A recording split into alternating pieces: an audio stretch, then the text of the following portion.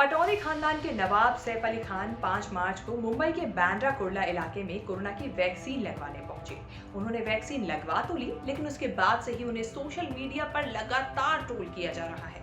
कोई उन्हें 60 साल से ऊपर का बूढ़ा बता रहा है, कोई दूसरों का हक छीनने वाला, तो कोई उन्हें 60 साल के ऊपर का चाचा बता रहा है।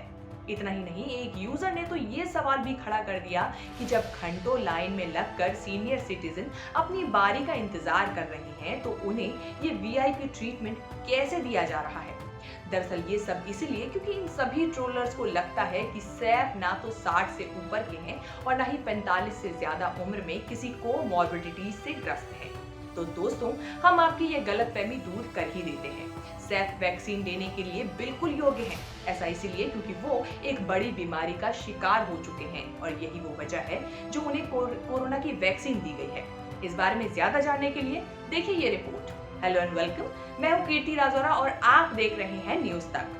भारत सरकार की गाइडलाइंस के मुताबिक 60 साल से ज्यादा उम्र वाला या फिर 45 से ज्यादा उम्र का किसी भी बीमारी से ग्रस्त वो व्यक्ति वैक्सीन लेने के लिए पात्र है।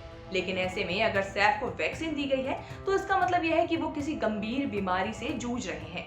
दरअसल आज से करीब 15 साल पहले 2007 में सैफ अली खान को सीने में दर्द की शिकायत हुई थी, जिसके बाद उन्हें हॉस्पिटल ले जाया गया था, जहां डॉक्टर्स ने बताया कि सैफ को मायोकार्डियल इंफार्क्शन की माइल्ड परेशानी हुई है।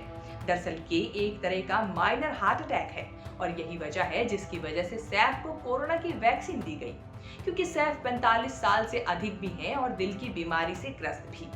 सैफ ने कोरोना का शॉट अपने बड़े बेटे इब्राहिम के जन्मदिन के दिन ही लिया था। सैफ से पहले राकेश रोशन, कमल हासन, अलका याग्निक, सतीश शाह और शिल्पा शिरोडकर जैसे सितारों ने कोरोना की वैक्सीन ली।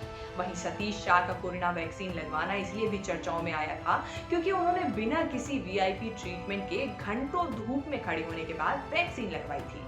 ऐसा माना जाता है कि सैफ के परिवार में दिल से जुड़ी समस्याओं का इतिहास रहा है और ऐसे में इससे खतरा भी बढ़ जाता है।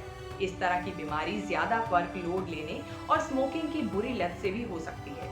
बता दें कि सैफ 16 साल की उम्र से ही स्मोकिंग करते आए हैं, लेकिन जब सैफ को माइनर हार्ट अटैक का सिम्टम्स आए और उन्होंने हार्ट अटैक को झेला, तब उन्होंने अल्कोहल के साथ साथ बीड़ी सिगरेट पीना भी बिल्कुल छोड़ दिया। आपको बता दें कि भारत में वैक्सीन का पहला ट्रायल 16 जनवरी से शुरू हुआ था, जिसके अंतर्गत कोरोना वॉरियर और फ्रंटलाइन वर्कर्स को वैक्सीन दी गई थी। इसे विश्व का सबसे बड़ा वैक्सीनेशन प्रोग्राम भी बताया जा रहा है। वहीं वैक्सीन से जुड़ी एक जरूरी खबर ये भी है कि सरकार द्वारा चुने गए 10,000 सेंटर्स या हॉस्पिटल्स में वैक्सीन मुफ्त में लगाई जाएगी। लेकिन वहीं सरकार द्वारा चुने गए यदि आप 20,000 प्राइवेट हॉस्पिटल में से किसी एक जगह भी जाते हैं तो उसके लिए आपको पेमेंट करना होगा। बता दें कि देश में ये पहली बार है जब प्राइवेट सेक्टर को वैक्सीनेशन के लिए एक्टिवली इंक्लूड किया जा रहा है। इससे उन लोगों को कोरोना वैक्सीन मिल सकती है जो वैक्सीन लेने के लिए तैयार हैं और उसका पेमेंट करने के लिए भी। वहीं सैफ से जुड़ी इस बीमारी के बारे में बात करें तो आपको बता दें कि मायोकार्डियल इंफार्क्शन को आमतौर पर हार्ट अटैक ही कहा जाता है। ऐसा तब होता है जब दिल के कुछ हिस्सों तक कोरोनरी आर्टरी में ब्लॉकेज की वजह से ऑक्सीजन सप्लाई नहीं हो पाता है।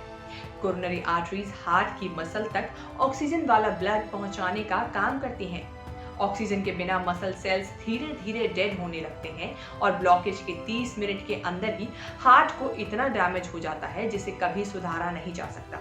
इसीलिए हम आपसे सभी से अपील करते हैं कि आप अपनी सेहत का ध्यान रखें और बीड़ी, सिगरेट और स्मोकिंग के साथ साथ अल्कोहल का सेवन भी त्याग दें।